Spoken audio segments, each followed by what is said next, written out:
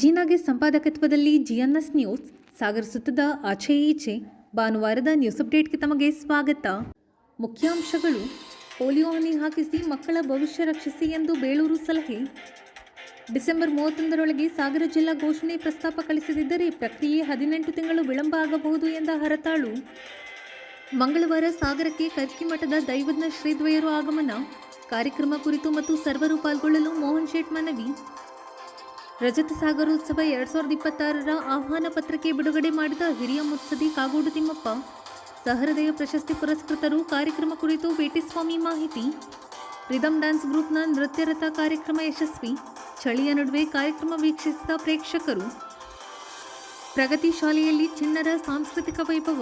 ಗಮನ ಸೆಳೆದ ರಾಮಾಯಣ ನೃತ್ಯ ಪ್ರಕಾರ ಮತ್ತಿತರ ಕಾರ್ಯಕ್ರಮ. ಈಗ ಸುದ್ದಿಯ ವಿವರ. 5 ವರ್ಷದೊಳಗಿನ ಮಕ್ಕಳಿಗೆ ಪೋಲಿಯೋ ಹನಿ ಹಾಕಿಸುವ ಮೂಲಕ ಅವರನ್ನು ಅಂಗವೈಕಲ್ಯದಿಂದ ದೂರ ಇರಿಸಲು ಸಾಧ್ಯವಿದೆ ಎಂದು ಶಾಸಕ ಹಾಗೂ ಅರಣ್ಯ ಕೈಗಾರಿಕಾ ಅಭಿವೃದ್ಧಿ ನಿಗಮದ ಅಧ್ಯಕ್ಷ ಗೋಪಾಲಕೃಷ್ಣ ಬೇಳೂರು ತಿಳಿಸಿದರು. ಸಾಗರದ ಉಪವಿಭಾಗೀಯ ಆಸ್ಪತ್ರೆಯಲ್ಲಿ ಭಾನುವಾರ ಆರೋಗ್ಯ ಇಲಾಖೆ ವತಿಯಿಂದ ಏರ್ಪಡಿಸಿದ್ದ ಪಲ್ಸ್ ಪೋಲಿಯೋ ಕಾರ್ಯಕ್ರಮವನ್ನು ಮಕ್ಕಳಿಗೆ ಹನಿ ಹಾಕುವ ಮೂಲಕ ಉದ್ಘಾಟಿಸಿ ಅವರು ಮಾತನಾಡುತ್ತಿದ್ದರು. ಈ ಸಂದರ್ಭದಲ್ಲಿ ಸಿವಿಲ್ ಸರ್ಜನ್ ಡಾಕ್ಟರ್ ನಾಗರಾಜ್, ಕಾರ್ಯನಿರ್ವಹಣಾಧಿಕಾರಿ ಶಿವಪ್ರಕಾಶ್, ಡಾಕ್ಟರ್ ಶ್ರೀನಿವಾಸ್, ಡಾಕ್ಟರ್ ಗುಡದಪ್ಪ, ಮಧುಮಾಲತಿ, ಜಯರಾಮ್, ಸುರೇಶ್, ರವಿಕುಮಾರ್ ಇನ್ನಿತರರು ಹಾಜರಿದ್ದರು.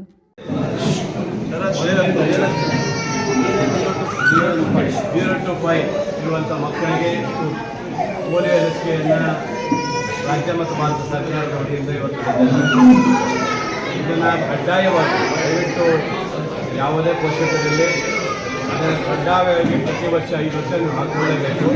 ಯಾಕಂದರೆ ಇವತ್ತಿನ ಪೀಳಿಗೆ ಮುಂದಿನ ನಮ್ಮ ಯುವ ನಾಯಕರಾಗುವಂಥವರು ಅವರ ಆರೋಗ್ಯ ದೃಷ್ಟಿಯಲ್ಲಿ, ಯಾಕಂದರೆ ಪೋಲಿಯೋ ಇದರಲ್ಲಿ ಭಾಳಷ್ಟು ಕಡೆ ನೋಡಿದೆ, ಸ್ವಲ್ಪ ಈ ಥರ ಪೋಲಿಯೋ ಲಸಿಕೆ ಹಾಕಿಕೊಂಡ್ರೆ ಏನಾಗುತ್ತದೆ ಅನ್ನೋದು ನಿಮಗೆಲ್ಲ ಗೊತ್ತಿದೆ.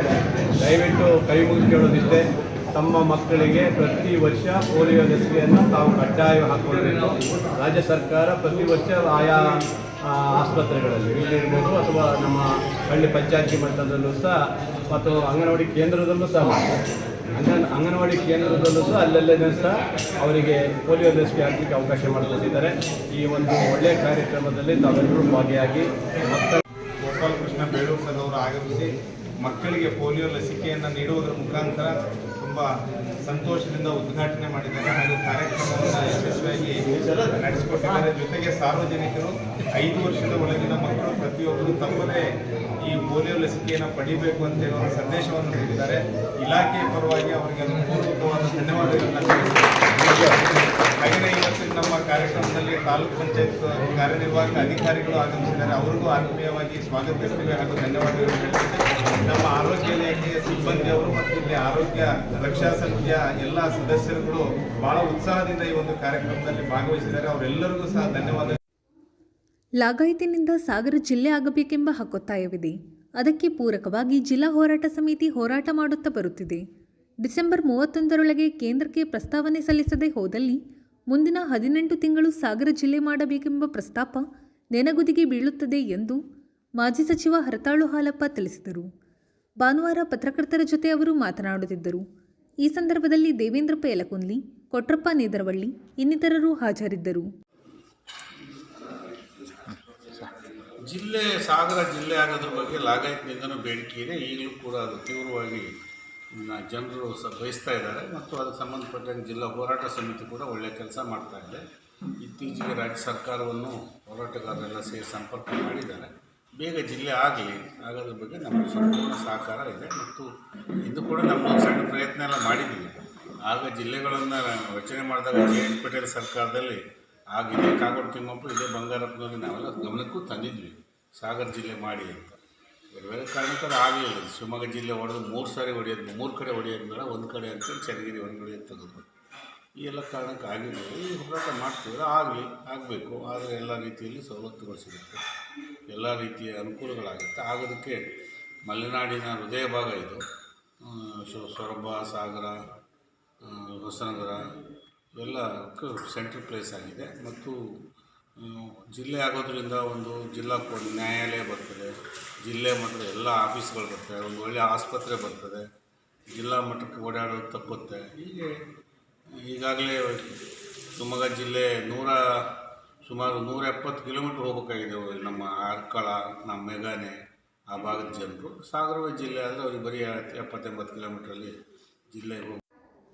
ದೈವಜ್ಞ ಬ್ರಾಹ್ಮಣ ಸಮಾಜದ ಕರ್ಕಿ ಮಠದ ಶ್ರೀ ಸಚ್ಚಿದಾನಂದ ಜ್ಞಾನೇಶ್ವರ ಭಾರತಿ ಸ್ವಾಮಿಗಳು ಹಾಗೂ ಶ್ರೀ ಸುಜ್ಞಾನೇಶ್ವರ ಭಾರತಿ ಸ್ವಾಮಿಗಳು ಡಿಸೆಂಬರ್ 23ರಂದು ಸಾಗರಕ್ಕೆ ಆಗಮಿಸಲಿದ್ದಾರೆ ಎಂದು ದೈವಜ್ಞ ಬ್ರಾಹ್ಮಣ ಸಮಾಜದ ಅಧ್ಯಕ್ಷ ಮೋಹನ್ ಶೇಟ್ ತಿಳಿಸಿದರು. ಸಾಗರದ ಕರ್ನಾಟಕ ಕಾರ್ಯನಿರತ ಪತ್ರಕರ್ತರ ಭವನದಲ್ಲಿ ಭಾನುವಾರ ಕರೆಯಲಾಗಿದ್ದ ಸುದ್ದಿಗೋಷ್ಠಿಯಲ್ಲಿ ಅವರು ಮಾತನಾಡುತ್ತಿದ್ದರು.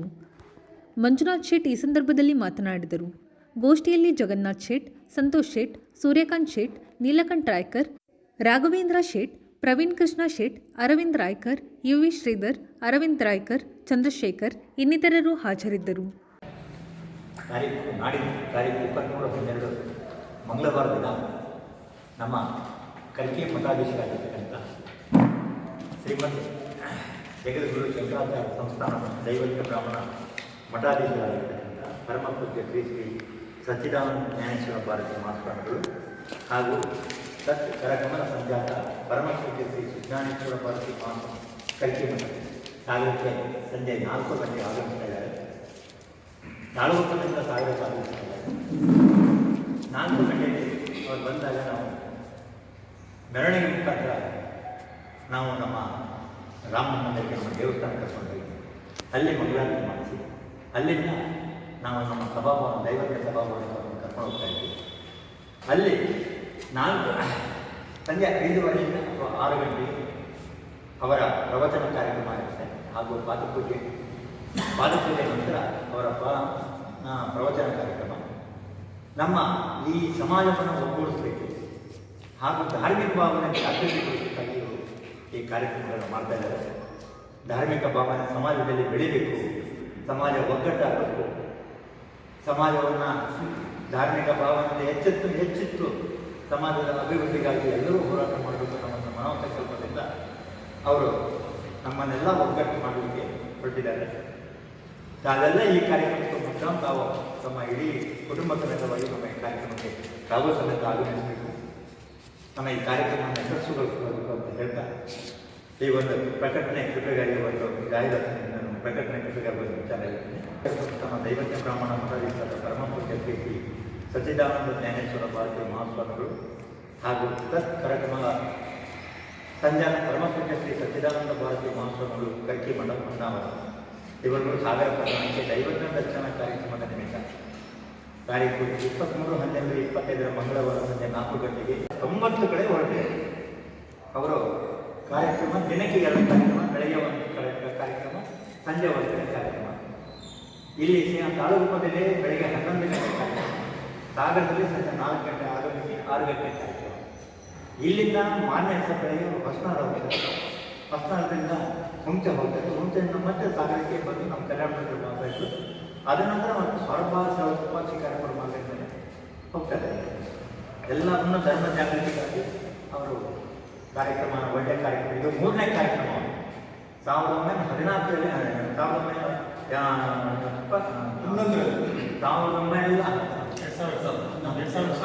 2011ರಲ್ಲಿ ಒಂದು ಕಾರ್ಯಕ್ರಮ, 2014 ಒಂದು ಕಾರ್ಯಕ್ರಮ, 2019 ಒಂದು ಕಾರ್ಯಕ್ರಮ, ಇದು 2025 ಒಂದು ಕಾರ್ಯಕ್ರಮ. ಇದು 3ನೇ ಕಾರ್ಯಕ್ರಮ.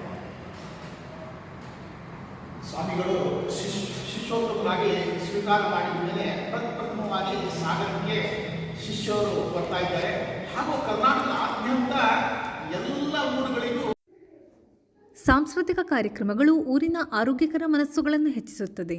ಸತತ 25 ವರ್ಷಗಳಿಂದ ಸಾಂಸ್ಕೃತಿಕ ವೈವಿಧ್ಯ ನಡೆಸಿಕೊಂಡು ಬರುತ್ತಿರುವ ಸಂಸ್ಥೆಯ ಕಾರ್ಯ ಶ್ಲಾಘನೀಯ ಎಂದು ಮಾಜಿ ವಿಧಾನಸಭಾ ಅಧ್ಯಕ್ಷ ಕಾಗೋಡು ತಿಮ್ಮಪ್ಪ ತಿಳಿಸಿದರು. ಸಾಗರದ ಸಹೃದಯ ಬಳಗದ ರಜತ ಸಾಗರೋತ್ಸವ 2026 ಕಾರ್ಯಕ್ರಮದ ಆಹ್ವಾನ ಪತ್ರಿಕೆಯನ್ನು ಶುಕ್ರವಾರ ಬಿಡುಗಡೆ ಮಾಡಿ ಅವರು ಮಾತನಾಡುತ್ತಿದ್ದರು.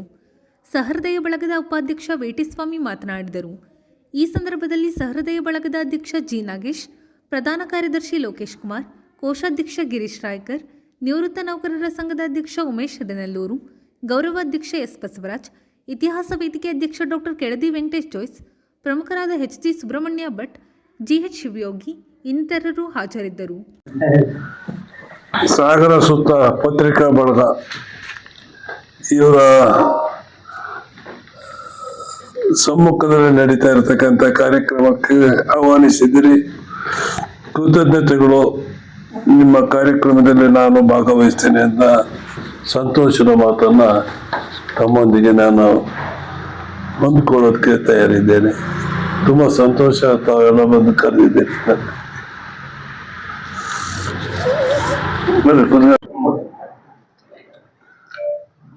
ನಮಸ್ಕಾರ. ಸಾಗರ ಸುತ್ತ ಪತ್ರಿಕಾ ಬಳಗ, ಸೌಹೃದಯ ಬಳಗ, ತಾಲೂಕು ಇತಿಹಾಸ ವೇದಿಕೆ ಕಳೆದ 25 ವರ್ಷಗಳಿಂದ ಸಾಗರದಲ್ಲಿ ಪ್ರತಿ ಹೊಸ ವರ್ಷದ ಮೊದಲ ಶನಿವಾರದಂದು ಸಾಗರೋತ್ಸವ ಅನ್ನುವ ಕಾರ್ಯಕ್ರಮವನ್ನು ಸಂಭ್ರಮದಿಂದ ನಗೆ ಹಬ್ಬದ ಹೆಸರಿನಲ್ಲಿ ನಡೆಸ್ಕೊಂಡು ಬಂದಿದೆ. ಈ ಹಿಂದೆ ಈಗಾಗಲೇ ಸನ್ಮಾನ್ಯ ಕಾಗೋಡು ತಿಮ್ಮಪ್ಪನವರು ಅದಕ್ಕೆ ನಮಗೆ ಚಾಲನೆ ಕೊಟ್ಟು ಸ್ಫೂರ್ತಿದಾಯಕವಾಗಿ ನಮಗೆ ಸದಾ ಪ್ರೇರಣೆಯಾಗಿ ನಮ್ಮ ಜೊತೆಗಿದ್ದಾರೆ. ಹಾಗಾಗಿ ಇವತ್ತಿನ ಅವರು ನಮ್ಮ ಪತ್ರಿಕೆಯನ್ನು ಸಹ ಬಿಡುಗಡೆ ಮಾಡಿದ್ದಾರೆ, ಆಹ್ವಾನ ಪತ್ರಿಕೆ. ಅವರೆಲ್ಲರ ಆಶೀರ್ವಾದವನ್ನು ಪಡೆದು ಮುಂದಿನ ದಿನಗಳಲ್ಲಿ ಮತ್ತಷ್ಟು ಕಾರ್ಯಕ್ರಮಗಳನ್ನು ಇಡೀ ತಾಲೂಕಿನಾದ್ಯಂತ ಒಂದಿಷ್ಟು ಹೊಸತನದ ಕಾರ್ಯಕ್ರಮಗಳನ್ನು ನೀಡುವಂತ ಕೆಲಸ ನಮ್ಮ ಬಳಗ ಮಾಡ್ತಾ ಬಂದಿದೆ. ನಾಗೇಶ್ ಅವರ ನೇತೃತ್ವದಲ್ಲಿ ನಾವೆಲ್ಲರೂ ಸಹ ಸೇರಿ ಜನಪರವಾದ ಮತ್ತು ಜನಪ್ರಿಯವಾಗಿರುವಂತಹ ಮತ್ತು ಸಾಹಿತ್ಯ ಸಾಂಸ್ಕೃತಿಕ ಜನರನ್ನು ಒಂದಿಷ್ಟು ಮನಸ್ಸುಗಳನ್ನು ಕಟ್ಟುವ ಕೆಲಸವನ್ನು ನಾವೆಲ್ಲ ಮಾಡ್ತೀವಿ ಅಂತ ಹೇಳ್ತಾ, ದಯಮಾಡಿ ಜನವರಿ 3 ಮತ್ತು 4ನೇ ತಾರೀಕು ಸಾಗರದ ಗಾಂಧಿ ಮೈದಾನಕ್ಕೆ ತಾವೆಲ್ಲರೂ ಬನ್ನಿ ಅಂತ ಹೇಳ್ತಾ, ಅವತ್ತಿನ ಈ ಕಾರ್ಯಕ್ರಮಕ್ಕೆ ವಿಶೇಷವಾಗಿ ರಾಷ್ಟ್ರ ಮಟ್ಟದ ಸೌಹೃದಯ ಪ್ರಶಸ್ತಿಯನ್ನು ಸಹ ನೀಡಿ ಗೌರವಿಸಲಾಗ್ತಾ ಇದೆ.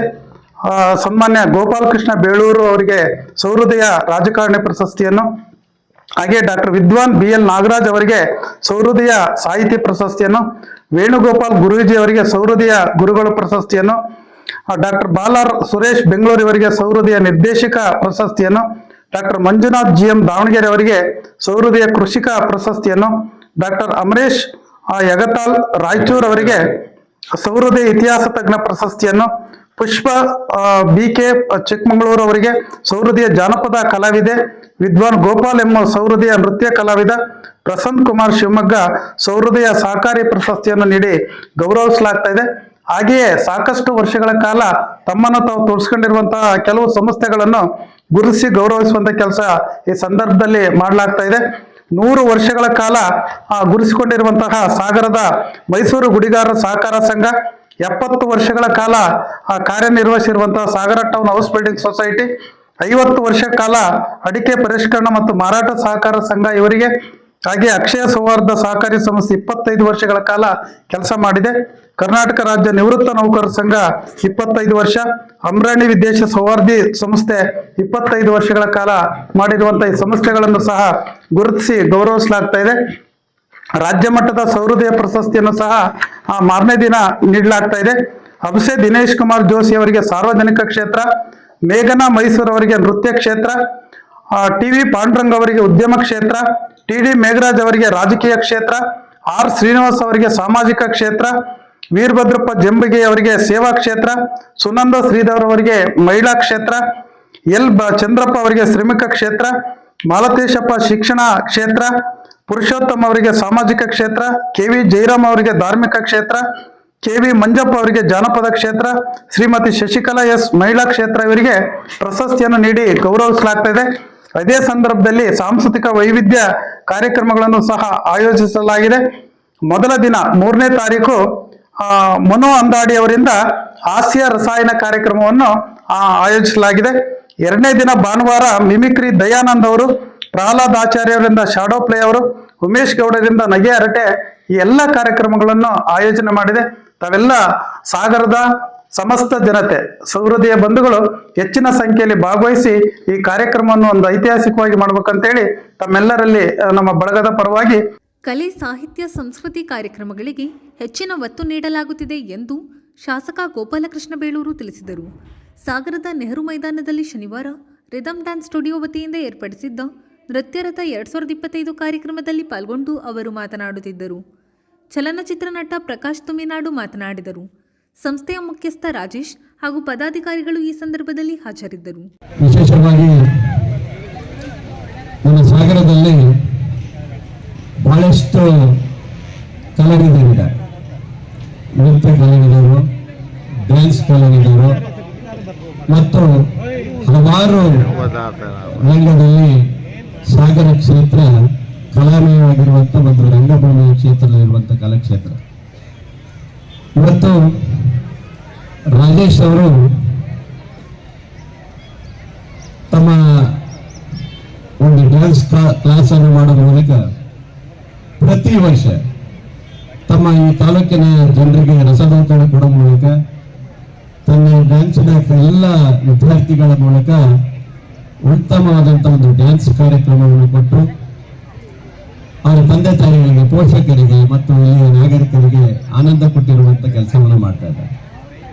ನಾನು ರಾಜೇಶ್ವರಿಗೆ ಒಬ್ಬರಿಗೆ ಅಲ್ಲ, ಯಾರ್ಯಾರು ಸಾಗರದಲ್ಲಿ ಕಲಾವಿದರು ಇವತ್ತು ಕಲೆಯನ್ನು ಉಳಿಸುವಂಥ ಕೆಲಸದಲ್ಲಿ ಯಾರಿದ್ದಾರೆ ಅವರೆಲ್ಲರಿಗೂ ನಾನು ಸಹಕಾರ ಕೊಟ್ಟಿದ್ದೀನಿ. ನಾನು MLA ಇರಲಿ ಇರದೇ ಇರಲಿ ಯಾವಾಗಲೂ ಸಹ ನನ್ನ ಸಹಕಾರ ಸದಾ ಇವರಿಗೆ ಇದ್ದೇ ಇರುತ್ತೆ, ಯಾವತ್ತೂ ಇದ್ದೇ ಇರುತ್ತೆ ನನ್ನ ಸಹಕಾರವನ್ನು ಕೊಡ್ತೇನೆ. ಯಾಕಂದರೆ ಕಲೆ ಬೆಳೀಬೇಕು. ಇವತ್ತು ಮಾನಸಿಕ ಒತ್ತಡದಲ್ಲಿ ಬಹಳಷ್ಟು ಜನ ಇದ್ದಾರೆ. ಎಲ್ಲ ಕೆಲಸದಲ್ಲಿ ಕೆಲಸ ಕೆಲಸ ಕೆಲಸ ಅಂತ ಹೇಳ್ಕೊಂಡು ಆ ಮಾನಸಿಕ ಒತ್ತಡವನ್ನು ಸ್ವಲ್ಪ ಹಗುರ ಮಾಡಬೇಕಾದ್ರೆ ಈ ಥರ ಡ್ಯಾನ್ಸ್ ಕಾರ್ಯಕ್ರಮ, ಸಂಗೀತ ಕಾರ್ಯಕ್ರಮ ಅಥವಾ ಇತರ ಬೇರೆ ಬೇರೆ ಇವತ್ತು ಕಾರ್ಯಕ್ರಮಗಳನ್ನು ಮಾಡುವ ಮೂಲಕ, ನೋಡುವ ಮೂಲಕ ತಮ್ಮ ಮನಸ್ಸಿಗೆ ನೆಮ್ಮದಿ ತರುವಂಥ ಕೆಲಸವನ್ನು ಅದು ಕೊಡುತ್ತೆ. ಇಲ್ಲದ ಹೋದ್ರೆ ಮೊಬೈಲ್ ಮೂಲಕ ಸುಮ್ಮನೆ ಕೂಡಿರ್ತಿರ್ತಾರೆ, ಯಾವುದೇ ಚಟುವಟಿಕೆ ಮಾಡಿ ಹೇಳೋದಿಲ್ಲ. ಹಾಗಾಗಿ ಇವತ್ತು ರಾಜೇಶ್ ಬಹಳ ಅತ್ಯಂತ ಯಶಸ್ವಿಯಾದಂಥ ಒಂದು ಸ್ಟುಡಿಯೋ ಮಾಡಿಕೊಂಡು ಏನು ಅವರ ಡ್ಯಾನ್ಸ್ ಕ್ಲಾಸ್ ಈ ಕಡೆ ಮಾತಾಡೋಣ ನಾನು ಎಲ್ಲ ಚೆನ್ನಾಗಿದ್ರಾ? ಬಹುಶಃ ನಾನು ಅತೀತವಾಗಿ ಬಂದಿದ್ದಲ್ಲ, ನಿಮ್ಮ ಹತ್ರ ಒಂದು 2 ನಿಮಿಷ ಪ್ರೀತಿ ಮಾತಾಡಬೇಕಿರುತ್ತೆ.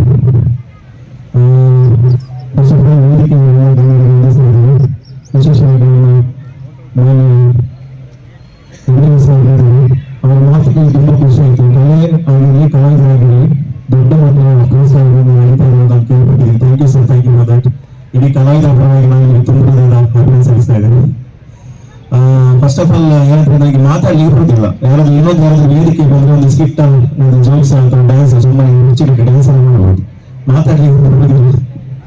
ಬಟ್ ಕಾರ್ಯಕ್ರಮ ಬಂದಾಗ ಏನಾದ್ರೂ ಮಾತಾಡಬೇಕು. ಬಹುಶಃ ನಮ್ಮ ರಾಜೇಶ್, ನಾನು ಜೊತೆಗೆ ಒಂದು ಸಿನಿಮಾದಲ್ಲಿ ಆಕ್ಟ್ ಮಾಡಿದ್ದೀನಿ. ನಮ್ಮ ಊರಿನವರಿಂದ, ಸಾಗರದವರಿಂದ ನಮ್ಮ ಪವನ್, ನಿಮಗೆ ಗೊತ್ತಿರ್ಬೋದು, ಸುಮ್ಮನೆ ಗೊತ್ತಿರ್ಬೋದು, ಪವನ್ ಒಂದು ಸಿನಿಮಾ ಮಾಡಿದ್ದಾರೆ, ದೇವಗಿರಿ ಡ್ಯಾನ್ಸ್ ಅಂತ. ಇನ್ನೊಂದು ಸಿನಿಮಾ ಮಾಡ್ತಾ ಇದ್ದೀನಿ, ಶೂಟಿಂಗ್ ಆಗಿದ್ರು. ಇದು ಬರ್ಬೇಕಿತ್ತು, ಅವರು ಶೂಟಿಂಗ್ ಆಗಿದ್ರು. ಪಾಪ ತುಂಬಾ ನನಗೆ ಕಾಲ್ ಮಾಡಿದ್ರು, ಮೆಸೇಜ್ ಕೂಡ ಆಗಿದ್ರು. ಸ್ವಲ್ಪ ದಿನಗಳಿಂದ ನಾನು ಕೂಡ ಇಲ್ಲಿ ಬಂದು ಒಂದು 3-4 ದಿನ ಇಲ್ಲ ಸಿನಿಮಾ ಶೂಟಿಂಗ್ ಮುಗಿಸಿರೋದು. ಸಾಗರ ಮಲೆನಾಡು ಅಭಿವೃದ್ಧಿ ಪ್ರತಿಷ್ಠಾನದ ಪ್ರಗತಿ ಸಂಯುಕ್ತ ಶಾಲೆಯಲ್ಲಿ ನಡೆದ ವಾರ್ಷಿಕೋತ್ಸವ ಕಾರ್ಯಕ್ರಮದಲ್ಲಿ ಮಕ್ಕಳ ವಿವಿಧ ಸಾಂಸ್ಕೃತಿಕ ಕಾರ್ಯಕ್ರಮಗಳು ಗಮನ ಸೆಳೆದವು. ಈ ಕುರಿತು GNSನಲ್ಲಿ ಕೆಲವು ತುಣುಕುಗಳು.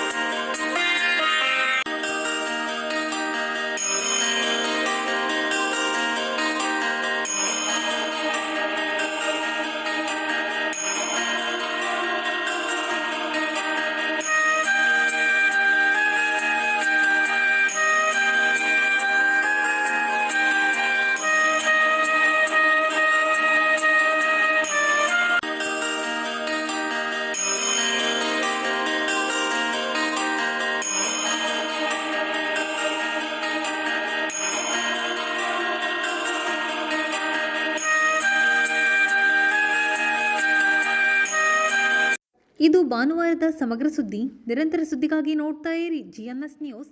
ನಮಸ್ಕಾರ.